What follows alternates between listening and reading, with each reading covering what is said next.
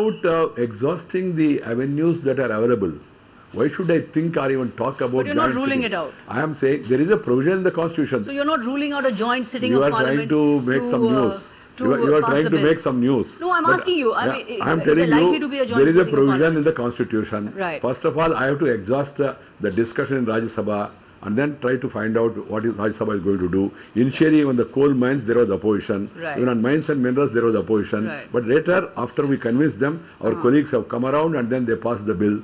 Similarly, I hope for similar thing to happen even with regard to land acquisition also. I am ready to remove the misgivings, if any. The sense one gets is that the Prime Minister hasn't reached out to the opposition enough. He hasn't called an opposition in a meeting. He hasn't called an all-party meeting. He hasn't got the opposition together. Do you want just a simple formality to be completed? Is that the problem? I don't think so, ma'am. I can tell you the Prime Minister on the floor of the House and also through his Man Ki Baat, he has made it very clear.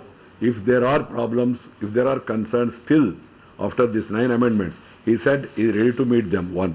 Secondly, the ministers... But why don't you call a formal meeting of all the opposition parties? If you just want to complete a formality, that can be done.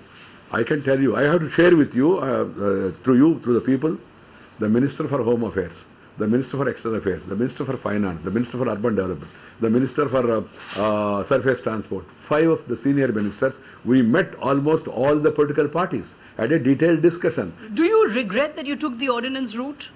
I don't regret it all because the Constitution provides it, one. Secondly, the Rajya Sabha was not allowed to function. I am justified. See, we don't have a fancy for ordinance. There were 632 ordinances since independence. During the Congress regime, which is now making a hue and cry, there were 452 ordinances were issued. Congress regime. And our left friends who are shouting, they have a track record of 77 ordinances. I am not trying to score political points. My view is it was initiated because of the need for growth and urgency to sort out this issue. After thorough debate and discussion, we have gone through for this purpose. But it is a constitutional provision. I don't know why people are saying why you brought ordinance and all. Ordinance has to be debated and discussed in both houses of Parliament. Because the feeling is that you're trying to bulldoze these measures without actually talking to the opposition and talking to the other parties. How can there be a word like bulldoze in a democracy? We are not in emergency. The Constitution is very much there. Parliament is functioning. Lok Sabha debated, discussed, which is the people's house, has debated and discussed and approved it. How can anybody say that majority people approving it is bulldozing it? This is another word. 40 people are trying to bulldoze 450 people. This is my way of putting things. Okay.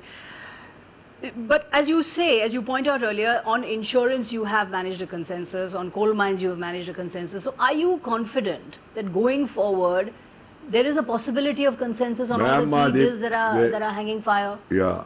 I am confident at the end of the day, people has to go, political parties has to take a final view, going by the public opinion.